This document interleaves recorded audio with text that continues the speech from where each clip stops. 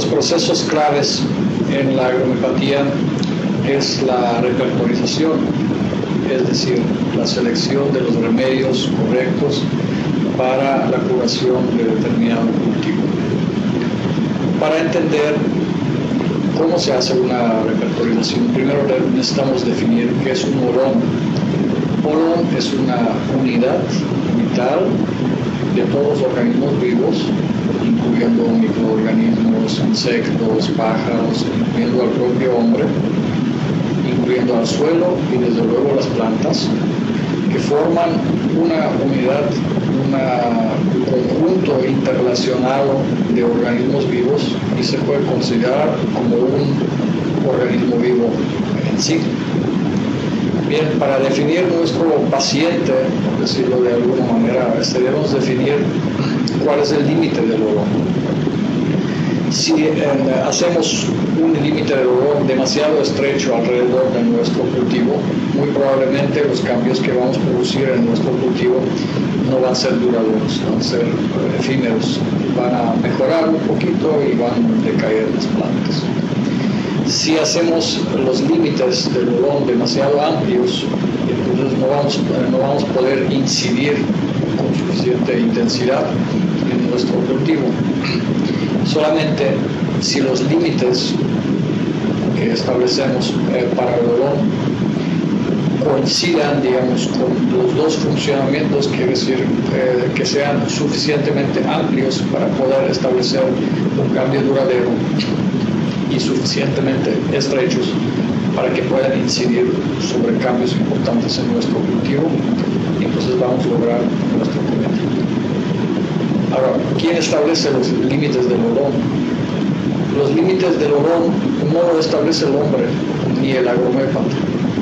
Simplemente los límites del olón lo establece la naturaleza. ¿Cómo podemos saber dónde están los límites del olón? Bueno, hay varias maneras de poder hacerlo. Algunos agromiópatas establecen los límites del olón con un péndulo.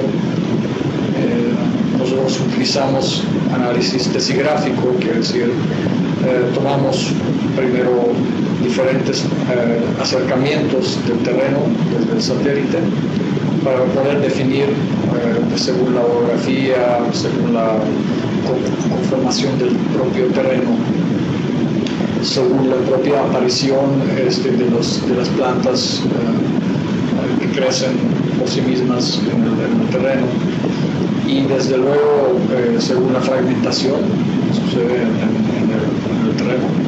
Podemos definir por medio de una computadora, por medio del análisis tesigráfico, dónde sería adecuado establecer los límites del olón. Bien, una vez que se establezca este límite del olón, se transfiere a las coordenadas de GPS y estas se colocan físicamente en el terreno, en los lugares donde estamos trabajando. Bien.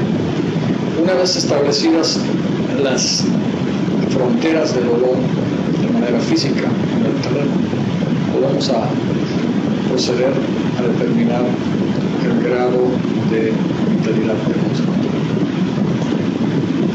El grado de vitalidad lo podemos conocer de manera indirecta, por ejemplo, a través de mediciones de niveles de electricidad en el suelo o en las plantas presentes,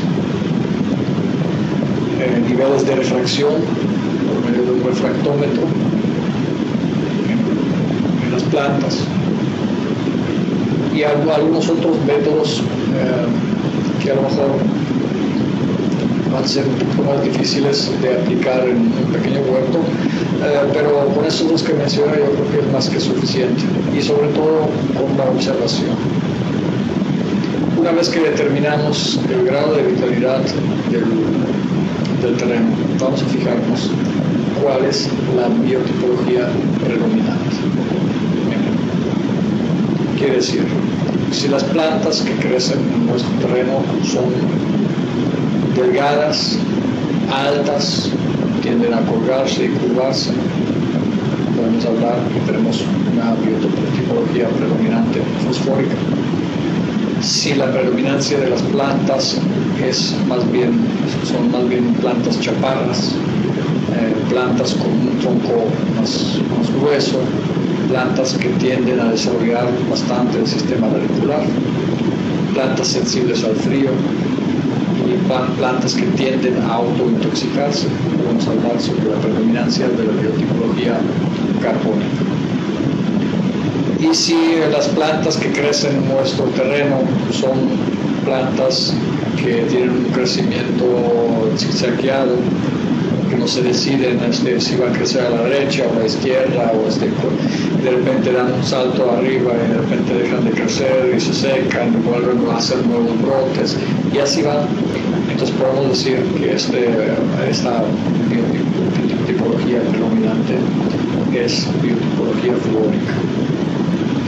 Cuando presenciamos un cultivo o un olón que tiene un escaso crecimiento, unas plantas chaparras, muy poco desarrolladas, con problemas de absorción de nutrientes, muy desiguales en su conducta biótica, entonces podemos hablar sobre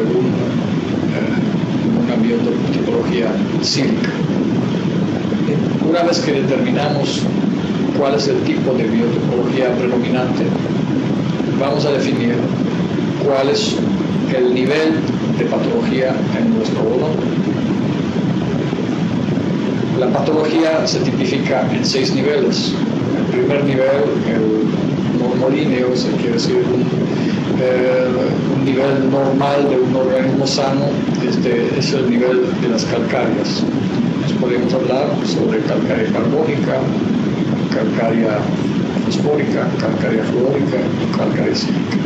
Esos son los 4 compuestos que van, corresponder, son los 4 medicamentos o remedios constitucionales que van a corresponder a este nivel de patogenesia.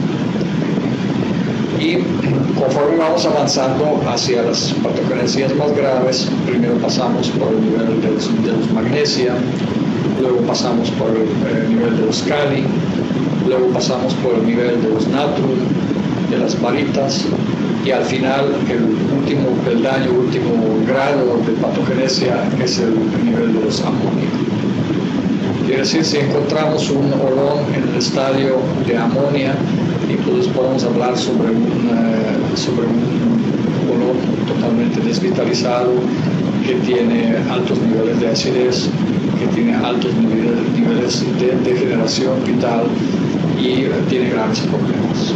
Bien, una vez que determinamos el nivel y la biotipología predominante en el olón, entonces vamos a tener lo que se llama el medicamento constitucional. Quiere decir, vamos a obtener un remedio que va a tener un poder general sobre el mejoramiento del olón en su totalidad.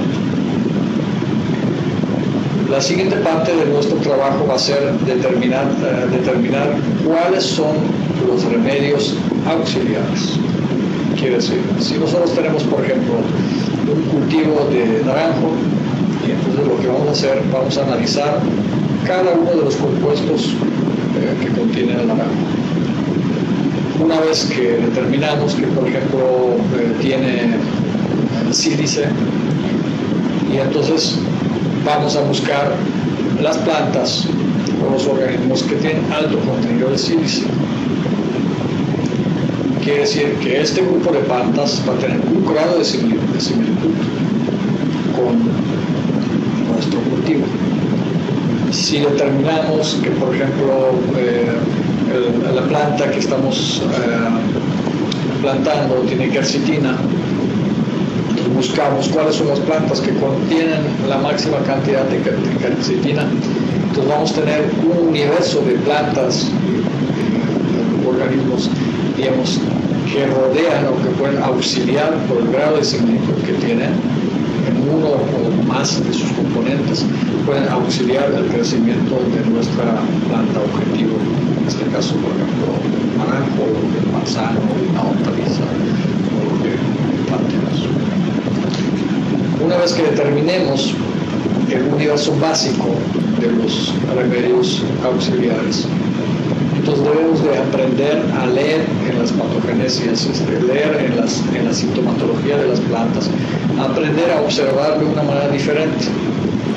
La mayoría de nosotros observa muy rápidamente y solamente con los ojos, pero un agrohomópata debe aprender a olfatear, debe de aprender a saborear, debe de utilizar su gusto, su tacto, incluso el oído, porque las plantas también pueden hacer diferentes tipos de sonidos.